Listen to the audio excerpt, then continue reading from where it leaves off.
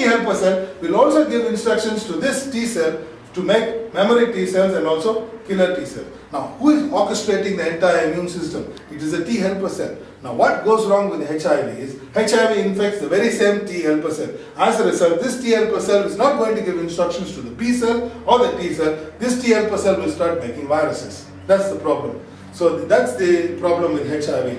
It takes over the same T cell which is supposed to give instructions to the other cells. Now let's say sometimes things can go wrong. Let's say for an example, the Th1 and the Th2 balance goes wrong. What happens in the case of leprosy? This leprae, Mycobacterium leprae, it infects the cell, your cell of the body. Now what happens is once it infects the cell of the body, it is hidden. What type of immune system do you require? A Th1 or a Th2?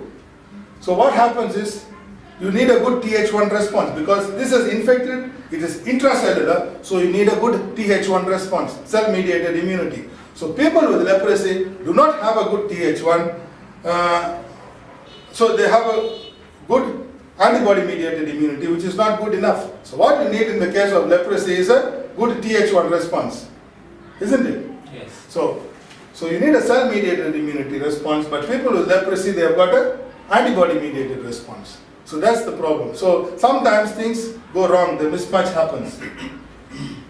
And then this is the 007 of your immune system. This is what I've been referring to you earlier as cytotoxic T cell, which is a CD8 cytotoxic T cell. If this immune cell is infected, this is the infected cell, it puts up on a peptide which is called as an MHC class 1, and then this CD8 matches with this MHC class 1, and then it releases certain chemicals called as perforins and granzyme to lyse. So this is another mechanism, the way of killing, which is using the CD8. So this is also called as a cell-mediated immune response. See how it destroys.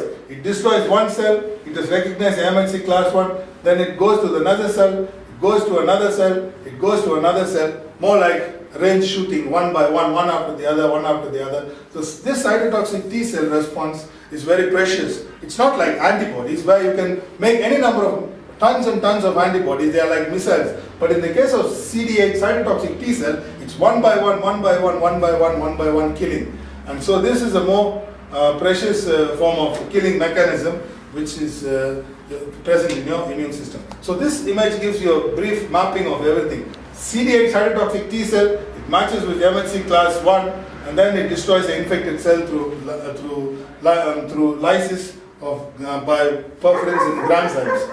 And then here you've got the CD4 T cell.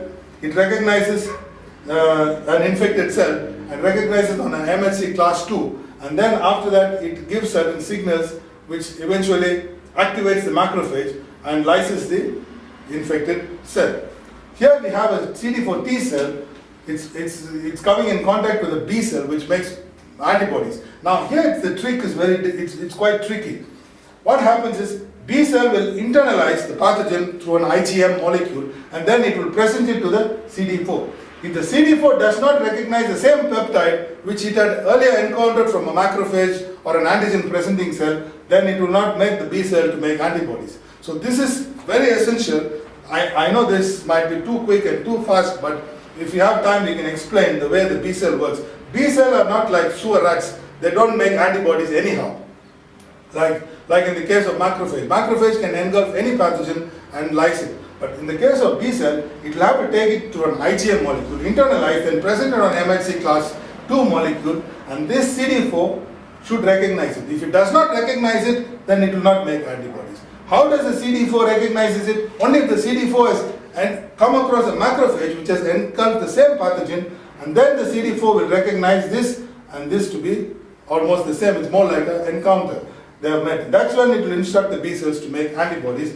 Okay, that's a complex process which we will see. As you can see in this image, you can see it is IgM molecule internalizing and presenting, and T cell recognizes it, and that's when the B cell will make antibodies. And antibodies are very shape specific. An antibody to HIV will not bind to a poliovirus. An antibody to influenza will not bind to another type of cytomegalovirus. It is all strain specific. That's what you are seeing here. So specific to that particular antigen. And then this is another mechanism of killing, of destroying. One is neutralization. Neutralization means what? If this is a virus, you have antibodies kicking all over, so that is what we call it as neutralization. Opsonization, it sticks a bacteria or a virus, and then it's being engulfed by a macrophage. It's more like tagging, that is opsonization. Complement proteins are those which have these antigen receptors, and then they help in making of pores, hole formation through a MAC, membrane complex. So that is what is called as opsonization. So according to George Bernard Shaw's novel, this is how literally opsonization is. Opsonization is like what you butter the disease germ with to make your white blood corpuscles eat them. That's what was written in George Bernard Shaw's book, The Doctor. So opsonization is basically to prepare it to stick so that macrophage can eat it.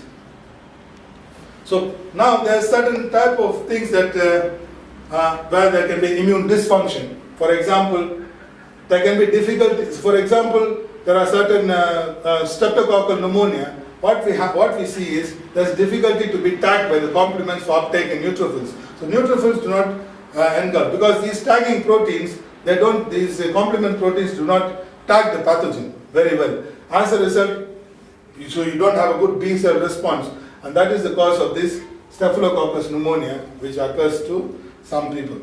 And again, for example, in malaria, so you need a good Th1 response or a good Th2 response in the case of malaria. Th2 response. So what happens is you need a good Th2 response. So if the Th2 is, because malaria is basically in the onset, it is an extracellular pathogen.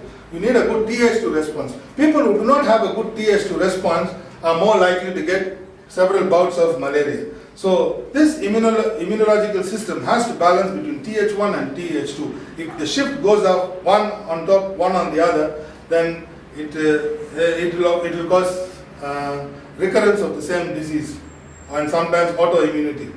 Here you find some of the autoimmune diseases, like for example lupus. Antibodies attack maybe different, attack many different body cells. So that is lupus. Rheumatoid arthritis, antibodies causing damage to cartilage and bones. Diabetes, the islets in the pancreas are being attacked, and multiple sclerosis.